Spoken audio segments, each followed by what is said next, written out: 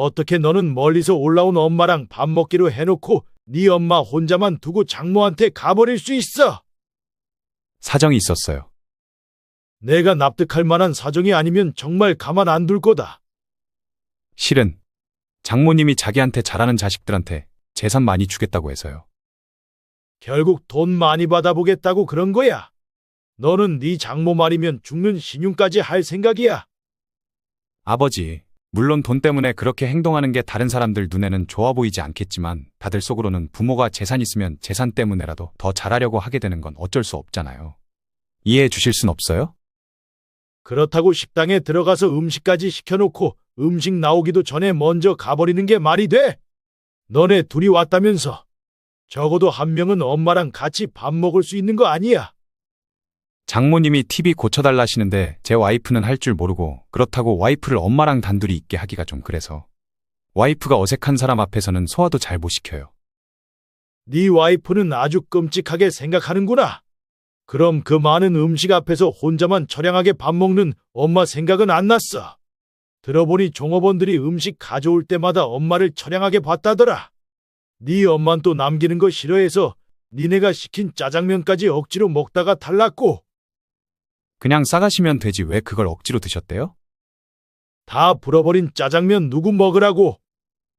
아무튼 그건 제가 엄마한테도 죄송하다고 말씀드렸어요. 근데 왜 아버지가 엄마보다 더 날리세요? 네 엄마는 너한테 아무 말도 못하니까 내가 대신 하는 거다. 방금 대화 속 주인공 75세 김택평 할아버지 그리고 그의 아들 김영석입니다. 김 씨의 아들은 멀리서 온 엄마와 원래 같이 밥을 먹을 예정이었지만 집에 TV가 고장났다는 장모의 연락에 불이 나게 엄마를 놔두고 장모의 집으로 향했습니다.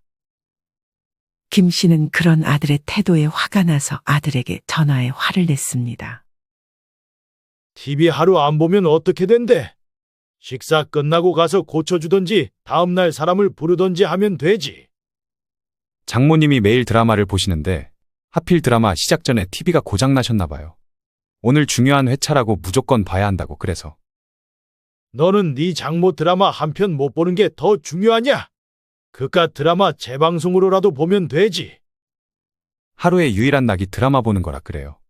저도 배고픈데 밥도 못 먹고 엄마까지 두고 그렇게 가고 싶었겠어요? 괜히 갔겠어? 재산 생각에 불이 나게 달려갔겠지. 왜 또 말씀을 그렇게 하세요? 아들은 이렇게 말하긴 했지만 김 씨의 말이 사실 맞는 말이라 더 이상의 반박은 할 수 없었습니다. 그리고 재산. 니네 처가 재산이 얼만진 모르겠다만 너 나랑 네 엄마 재산은 안 물려받을 거야. 어차피 이 집에 자식은 저 혼자밖에 없는데 저 안 주시면 누구 주시게요? 기부라도 하시게요? 너 말 잘했다. 어차피 내 재산은 네가 받을 거라고 생각해서 우리한테는 대충 대하는 거야. 제가 언제 또 아버지께 대충 대했다고 그러세요? 그리고 아버지 재산은 집밖에 없잖아요. 솔직히 처가네가 재산이 훨씬 더 많은 건 사실이에요. 내가 가진 게 집밖에 없다고? 과연 그럴까? 부모가 가진 재산이 집밖에 없는 줄 안 아들과 의미심장한 말을 던진 김 씨 할아버지. 과연 그간 김 씨와 아들에게는 어떤 일들이 있었을까요? 지금부터 그 이야기를 들려드리겠습니다. 김 씨는 어린 시절 동네에서는 나름 잘 사는 집안의 둘째 아들로 태어났습니다.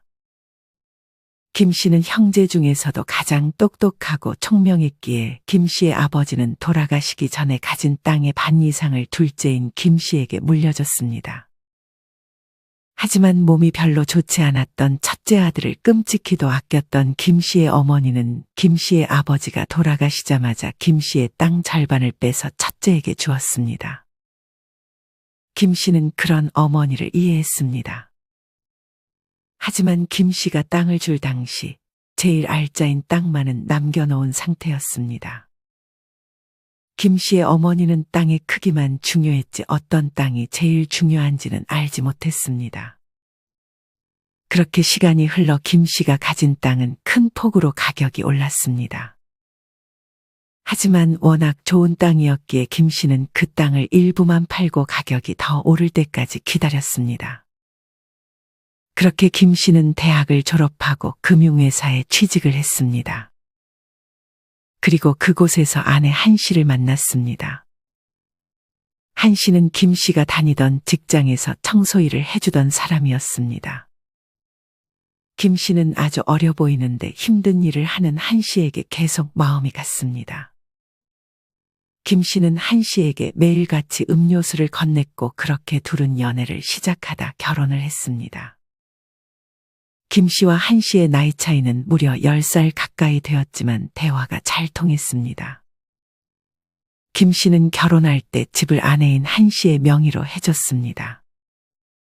그 당시는 집값이 지금처럼 비싸지도 않았고 아내가 가진 게 아무것도 없었던 것이 마음에 걸렸기 때문이었습니다. 한 씨는 그런 김 씨에게 참으로 감동했습니다.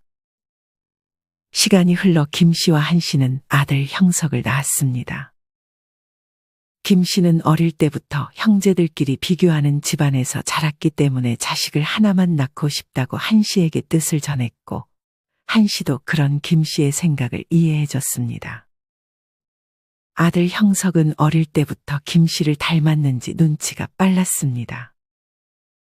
아들은 아주 어릴 때부터 김 씨가 아내인 한 씨에게 꼼짝을 못한다는 사실을 알았는지 어떤 결정을 할 때 조금 더 우위에 있는 사람이 엄마라고 생각해 엄마에게 잘 붙기도 했습니다. 그리고 중학교 이후부터는 친구들도 좀 더 힘센 친구 혹은 공부 잘하는 친구가 있으면 기존에 사귀었던 친구들 대신 새로운 친구들을 사귀기도 했습니다. 한 번은 김 씨가 학부모 상담을 갔는데 아들의 담임 선생님께서 직접적으로 말하진 않았지만 아들 형석이 조금 기회주의자스러운 면이 있다고 우려했습니다.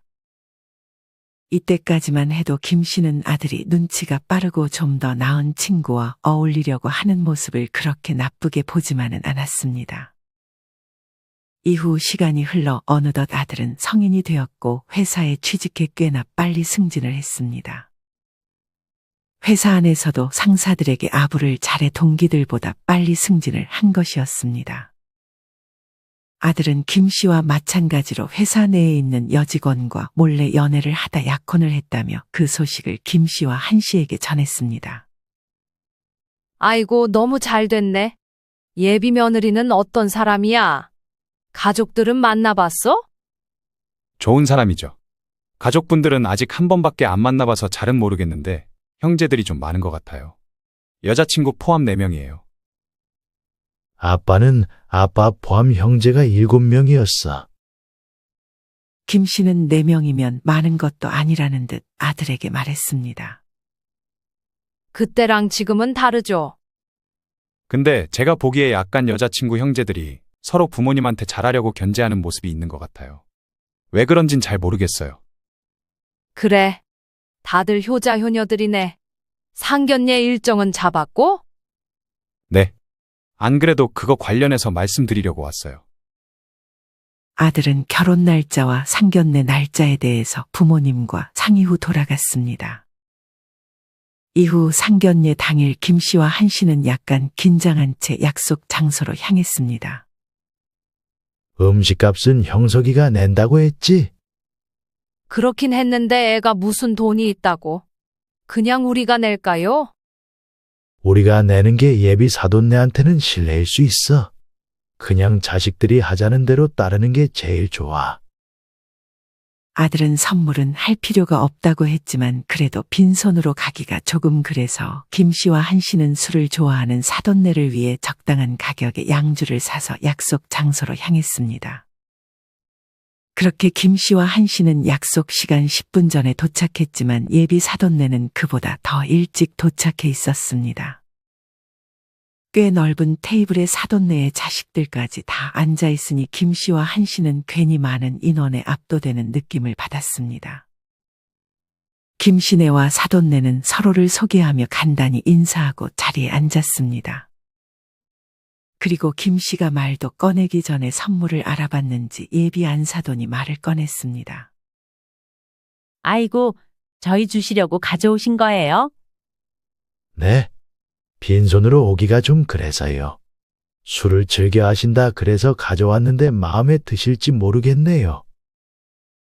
술이 들어있는 박스만 보고 예비 바깥사돈은 얼마짜리 술인지 간파하고 별로 비싼 술이 아닌 것을 알았는지 별 감흥이 없었습니다. 저희는 아무것도 못 가져왔는데 어떡하죠? 괜찮습니다. 그렇게 식사가 나오면서 조금은 어색한 분위기 속에서 밥을 먹었습니다.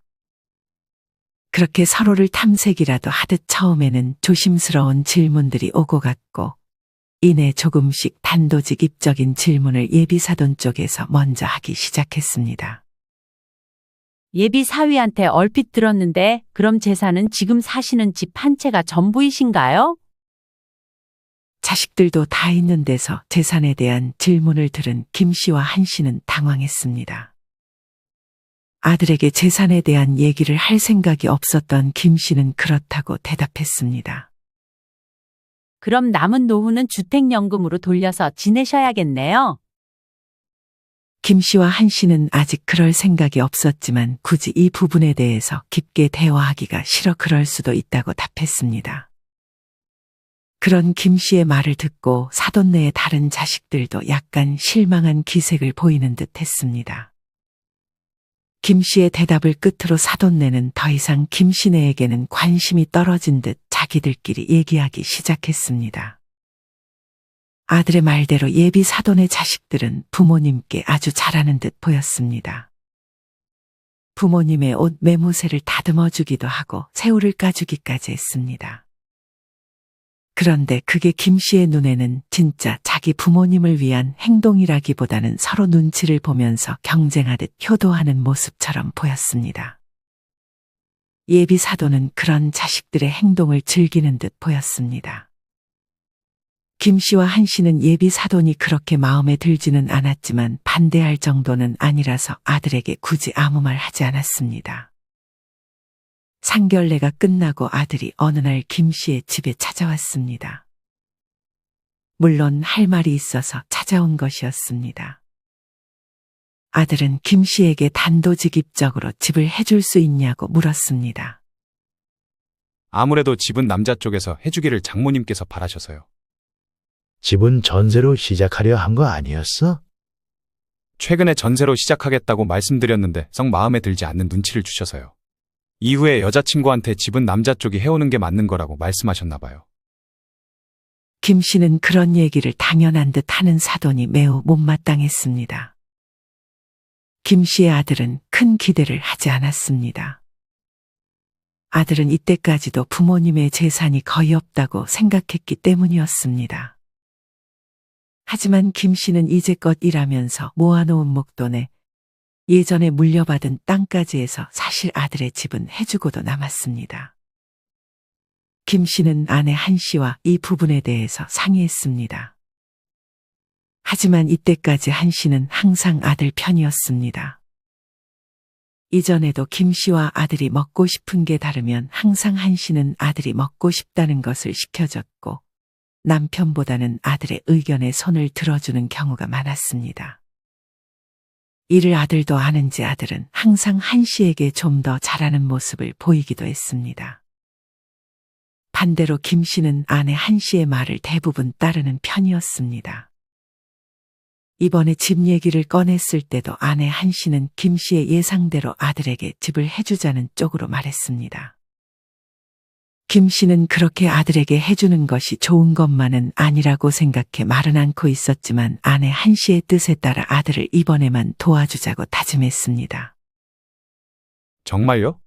집을 해주신다고요? 아들은 김 씨가 집을 해줄 거라고 생각지도 못한 듯 큰 소리로 기뻐했습니다. 아들은 이 사실을 바로 여자친구와 장모님에게도 알렸습니다. 이 사실을 들은 사돈네도 크게 기뻐하는 듯 보였습니다. 이후 결혼식은 빠르게 다가왔습니다. 결혼식 당일도 상견례 때와 마찬가지로 사돈네의 자식들은 자기 부모님 곁에 맴돌면서 부모님을 챙겼습니다. 사돈은 주변의 시선을 의식하며 그런 자식들의 행동을 즐겼습니다. 그러면서 지인들이 올 때마다 자식 자랑을 어찌나 하던지 김 씨와 한 씨는 그런 사돈을 보며 별로 친해지고 싶지는 않다는 생각이 들었습니다. 그렇게 아들은 예비 며느리와 정식으로 부부가 되었습니다. 아들이 결혼을 하자 아내 한씨는 김씨에게 유언장을 미리 써놓는 게 어떻겠냐고 말했습니다. 그도 그럴 것이 남편 김씨의 나이가 점점 많아지고 있었기 때문이었습니다. 미리미리 작성해 놓는 게 좋지 않을까요? 남편 김씨도 미리 유언장을 쓸 계획을 하고 있었기에 아내의 말을 들은 김에 변호사를 통해 유언장을 작성할 준비를 했습니다. 김씨는 아내가 아직 젊으니 자기가 세상을 떠나면 아내에게 전 재산을 줄 생각이었습니다. 하지만 아내는 왜 자기한테 주냐며 자기는 이 집이면 충분하니 남은 재산은 아들에게 주라고 말했습니다. 김씨는 그런 아내의 말이 못마땅했지만 이번에도 아내의 말을 따랐습니다. 김씨는 어차피 속으로 유언장은 언제든 고칠 수 있으니 일단은 아내 말대로 유언장을 작성했습니다. 이후 결혼한 아들은 점점 처갓집 식구가 되어가고 있었습니다.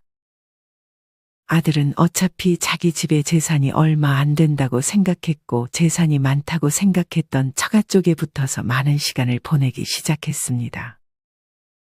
어느 날은 한씨가 아들과 통화를 하고 있었습니다. 밥은 먹었어. 이제 먹으려고요. 엄마 잠시만요. 장모님 전화 와서 이따 다시 전화 드릴게요. 장모는 한씨의 아들에게 전화를 자주 하는 듯 보였습니다. 그도 그럴 것이 집안의 가전이 고장나거나 문제가 생겼을 때 제일 해결을 잘하는 것이 바로 한씨의 아들이었기 때문이었습니다. 그 집 자식들도 많다면서 왜 그걸 언니 아들이 다 해줘? 한씨는 지인을 만나 아들의 결혼 생활에 대해 얘기를 나눴습니다. 내 말이 그 말이야. 왜 그걸 남의 집 귀한 자식 불러다가 시키는지. 장모 전화 오면 언니 전화도 금방 끊어버린다며. 초창기에 확실히 아들한테 이런 부분은 좀 서운하다고 말하는 게 좋지 않겠어? 안 그럼 나중엔 진짜 처갓집 식구 돼버린다니까. 이런 지인의 말에 한씨는 내심 걱정이 앞섰습니다. 한씨는 이후 아들과 통화를 할 때 아들이 다시 한번 장모님 전화가 왔다고 전화를 끊으려 하자 장모랑 전화는 있다 하면 안 되냐고 아들에게 물었습니다. 하지만 아들은 단호하게 빨리 전화를 안 걸어주면 장모가 삐진다면서 한씨를 설득했습니다. 한씨는 알겠다 말하고 전화를 끊었습니다. 한씨는 이때부터 좀 이상함을 감지했습니다. 한씨는 이때까지만 해도 설마 아들이 처가집 재산 때문에 장모한테 잘하는 거라는 생각은 하지 못했습니다. 이후 아들은 며느리와 조금 늦은 신혼여행을 다녀왔습니다. 아들은 그곳에서 스카프를 사왔다며 한씨에게 사진을 보여줬습니다. 같은 종류의 스카프였지만 색깔만 달랐습니다. 각각 노란색과 보라색이었는데 보라색을 좋아했던 한씨는 보라색을 골랐습니다. 아들은 조만간 가져다 주겠다고 한씨에게 말했습니다. 며칠 후 아들이 한씨의 집에 방문했습니다. 그러고는 이전에 사진으로 보여줬던 스카프를 건넸는데 한씨가 고른 보라색 스카프가 아닌 노란색 스카프가 담겨 있었습니다. 한씨는 의아해 아들에게 물었습니다. 저번에 보라색 스카프 있는 거 아니었어? 그게 아들은 약간 망설이며 말을 이어갔습니다. 엄마 거랑 장모님 거 하나씩 샀었어요. 이거 사면서 장모님한테 물어볼 적에 색깔은 크게 상관없다고 하셨는데 막상 보여드리니 보라색 스카프가 더 탐나셨나 봐요. 너 엄마 보라색 좋아하는 거 몰랐어? 알고 있었는데 워낙 장모님이 강하게 원하셔서요. 엄마도 이참에 다른 색 스카프 써보시면 좋잖아요. 한씨는 그런 아들의 말과 행동에 내심 서운했지만 그래도 자기를 생각해 선물을 사왔다는 사실에 고마웠습니다. 이후 한씨는 아들 집 근처에서 볼일을 보고 혹시나 하는 마음에 아들에게 연락을 했습니다. 엄마 너네 집 근처 볼일 보러 왔는데 잠깐 들어가도 되니? 한씨는 아들이 거절할 줄 알았지만 아들은 흔쾌히 그러라고 했습니다. 주연이도 지금 집에 없어서 집에서 좀 쉬다 가세요. 차도 한 잔 드릴게요. 한 씨는 그런 아들의 말에 기뻐하며 냉큼 아들의 집으로 향했습니다. 아들의 집에 오랜만에 들어가 보니 집도 깔끔하게 잘 살고 있는 것 같아 한 씨는 기분이 좋았습니다. 그렇게 아들은 한 씨에게 차까지 내주며 잘 쉬고 있었습니다. 한 씨가 도착한 지 20분 정도가 지났을 무렵 아들의 전화기가 울렸습니다. 아들은 한 씨와 얘기를 하다 전화를 받았는데 보아하니 안사돈과 통화를 하는 듯 싶었습니다. 대충 들어보니 안사돈이 아들의 집에 오려는 것 같았습니다. 엄마 어쩌죠? 장모님이 5분 안에 여기 오신다네요. 그래? 그럼 오라고 하셔. 간만에 인사 나누지 뭐. 그게 장모님이 친구들 데리고 오시는 거라서요. 친구까지 데려온다고? 아니, 아무리 그래도 이렇게 집 앞 나와서야 너한테 연락하니? 그것도 친구까지 데리고 와서? 저 없으면 비밀번호 누르고 친구들이랑 편하게 쉬기도 하세요. 한 씨는 안사돈이 그렇게 이 집을 쓰라고 아들에게 집을 사준 것이 아니었기에 황당했습니다.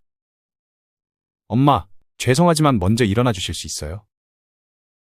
물론 아들이랑 밥을 먹기로 한 것도 아니고 한 씨도 갑작스레 찾아온 것이긴 했지만 이런 이유로 아들 집에서 나가야 한다니 기분이 썩 좋지는 않았습니다.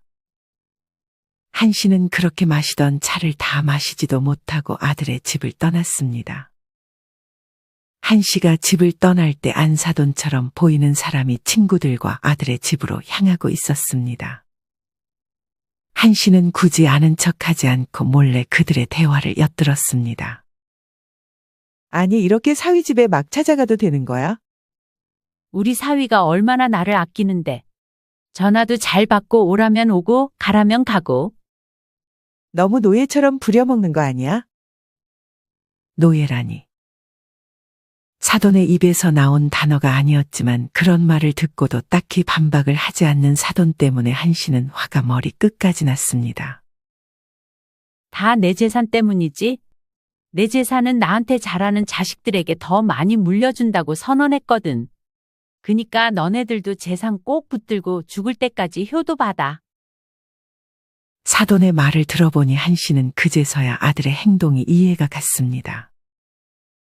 아무리 생각해도 장모에게 그렇게 쩔쩔맬 이유가 없었는데 그동안의 행동에 모든 퍼즐 조각이 맞춰지는 듯했습니다.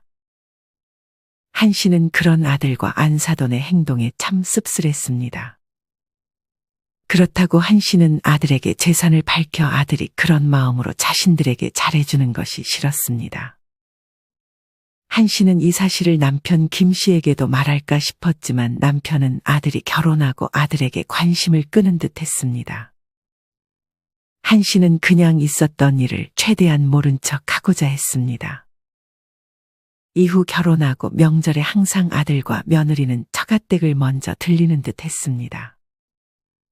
거기서 밥도 먹고 오래 있다가 오는지 거의 정오가 다 돼서야 아들과 며느리는 잠깐 한 씨의 집에 와서 얼굴을 비쳤습니다. 한 씨는 아들이 밥이라도 먹고 갔으면 했지만 배가 부르다며 한 씨의 집에서는 아무것도 먹지 않았고 장모님이 음식을 많이 싸주셨다며 한 씨가 싸주려는 음식을 거절했습니다. 그러고는 한 30분 정도 TV를 보며 앉아있다가 돌아갔습니다. 아들이 좋아하는 산적을 잔뜩 만들고 기름떡까지 사놨는데 아무것도 챙겨가지 않자 한 씨는 내심 속상했습니다. 그런 한 씨의 속상함을 아들도 의식했는지 명절이 끝나고 얼마 지나지 않아 아들은 한 씨에게 한번 올라오라고 했습니다. 아들은 시간이 조금 흘러서야 결혼할 때 집도 해줬으니 부모님께 맛있는 것을 사주겠다고 했습니다. 그렇게 한 씨는 남편 김 씨에게 이 사실을 알렸습니다. 김 씨는 같이 올라가기로 하긴 했지만 자기는 그 주변에 사는 친구들과 만나서 놀겠다고 했습니다. 한 씨는 남편 하고 싶은 대로 하라고 했습니다. 김 씨는 굳이 불편하게 아들과 며느리와 식사하고 싶지는 않은 듯 했습니다.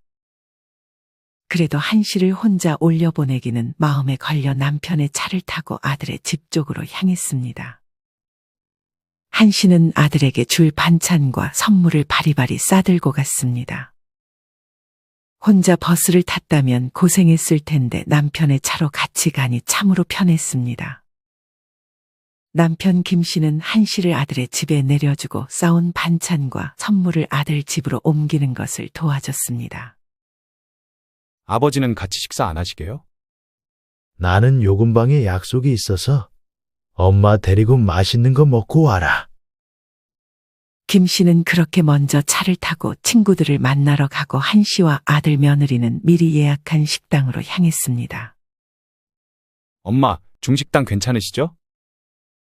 바로 어제 짜장면을 먹은 한 씨였지만 이미 예약을 한 것 같아 좋다고 말했습니다. 그렇게 셋이서 같이 근사한 중식당에 들어갔습니다. 딱 보니 음식을 놓고 회전을 시켜가면서 떠먹는 고급 식당인 듯 했습니다. 한 씨는 이런 곳에 처음 와보는 거라 신기했습니다. 그렇게 짜장면에 근사한 음식들을 여러 개 시켰습니다. 아이고, 이렇게 많이 시켜? 제가 잘 먹잖아요. 한 씨는 대식가였던 아들이 잘 먹으니 음식이 남을 걱정은 없겠다 싶었습니다. 그렇게 주문을 하고 서로 가벼운 안부를 주고받는 사이 아들의 전화기가 울렸습니다. 아들은 그 자리에서 전화를 받더니 이내 나가서 전화를 받았습니다. 한 씨는 며느리와 어색하게 있었습니다. 이내 아들이 곧 돌아오고 며느리와 귓속말을 주고받기 시작했습니다. 사람을 앞에다 두고 저렇게 귓속말을 하는 것이 한 씨는 별로 기분이 좋지는 않았습니다. 아들과 며느리는 눈빛을 주고받더니 이내 아들이 먼저 말을 꺼냈습니다. 엄마 어쩌죠? 저희가 급한 일이 생겨서요. 먼저 일어나 봐야 될 것 같아요. 갑자기 급한 일이 생겼다고? 얼마나 급한 일이길래? 밥은 먹고 가지. 그런 한 씨의 말에 아들은 며느리랑 같이 먹으라는 말을 하려 하는 듯 싶었지만 며느리는 한 씨와 둘이 식사하는 게 별로였는지 아들에게 눈치를 줬습니다. 대체 무슨 일이야? 누가 아프기라도 한 거야? 사실 장모님 집에 TV가 고장났다고 해서 얼른 고쳐주고 올게요. 먼저 드시고 계실래요? 갔다 오면 1시간 넘게 걸릴 텐데 그때까지 기다리라고? 그리고 TV는 밥 먹고 고쳐줘도 충분한 거 아니야. 아들은 자기가 말하고도 이건 아니다 싶은 표정을 지었습니다. 사돈은 네가 엄마랑 만나는 거 모르고 있었어. 말씀은 드렸어요. 근데 그런 무리한 부탁을 하신단 말이야? 아들은 재산 때문에 빨리 가봐야 한다는 말을 참아하지는 못하고 결국 얼버무리며 며느리와 함께 한 씨를 혼자 두고 떠났습니다.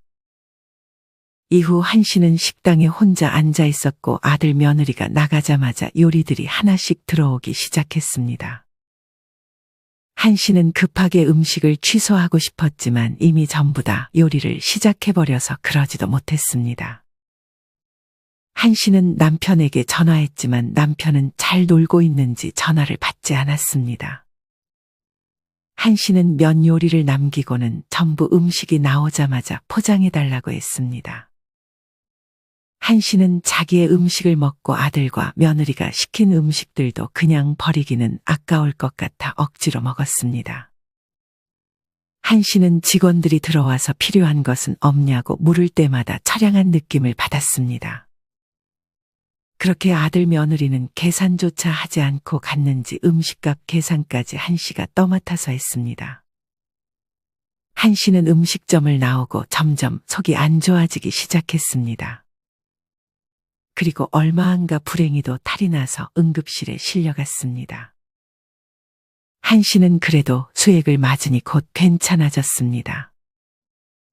병원의 간호사는 한 씨가 수액을 다 맞기도 전에 얼른 일어나서 가보라는 눈치를 주기도 했습니다. 나중에서야 남편은 부랴부랴 한 씨가 있는 응급실로 향했습니다. 그제서야 남편 김 씨는 상황을 파악하고 당장 아들에게 전화를 걸었습니다. 네 엄마 지금 응급실이다. 어떻게 너는 멀리서 올라온 엄마랑 밥 먹기로 해놓고 네 엄마 혼자만 두고 장모한테 가버릴 수 있어. 사정이 있었어요. 엄마 어디 아프셨어요? 내가 납득할 만한 사정이 아니면 너 정말 가만 안 둘 거야. 저라고 엄마를 놔두고 가고 싶었겠어요? 실은 장모님이 자기한테 잘하는 자식들한테 재산을 많이 주겠다고 했어요. 저희 나중에 태어날 아이 생각해서라도 재산 많이 받아놓으면 좋잖아요. 결국 돈 많이 받아보겠다고 네 엄마를 혼자 남겨두고 간 거야. 넌 네 장모 말이면 죽는 신용까지 할 생각이야.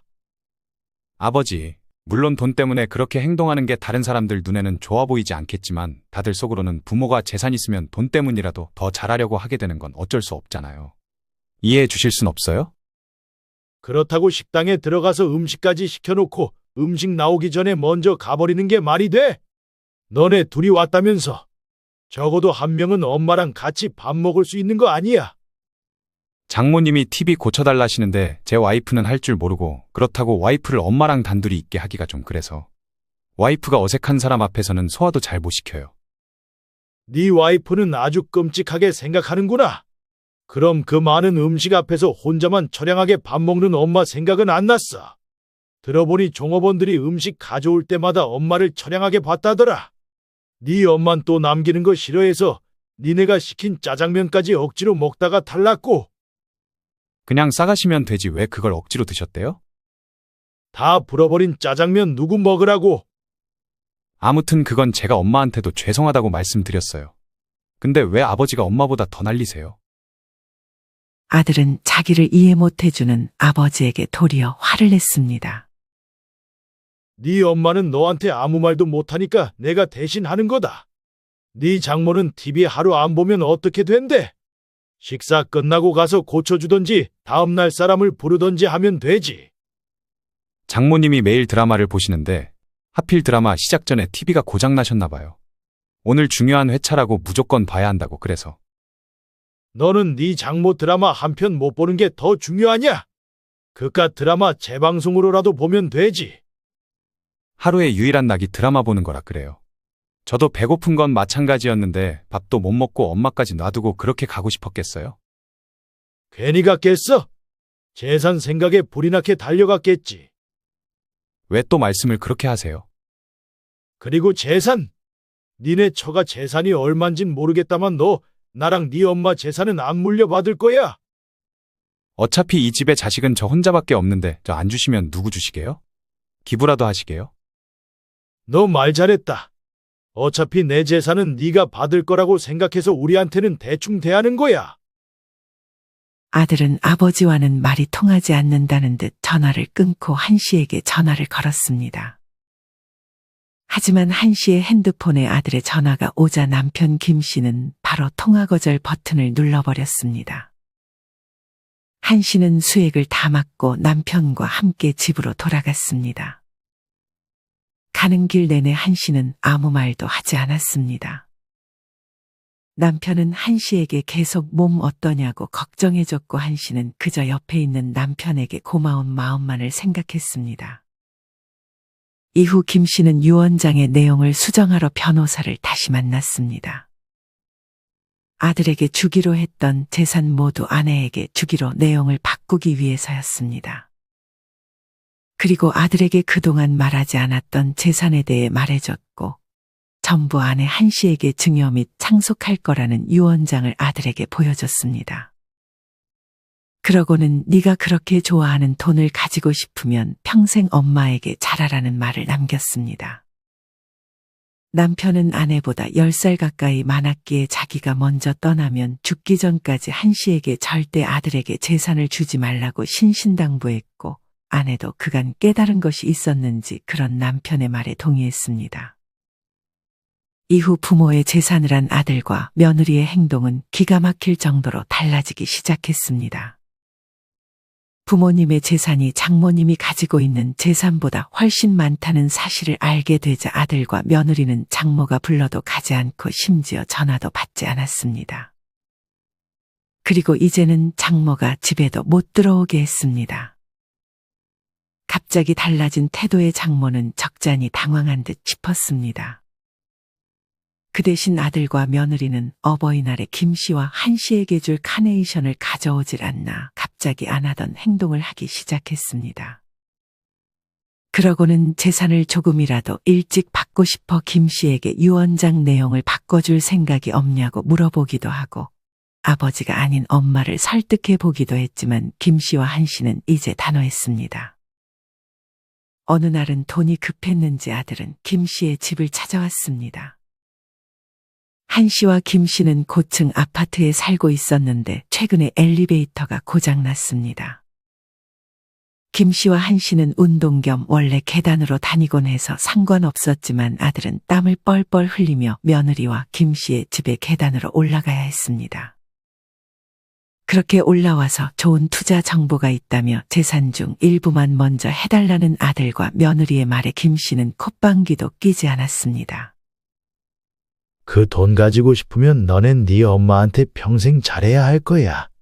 혹시 알아? 니네가 잘하면 재산 중 일부를 살아있을 적에 조금씩 줄지.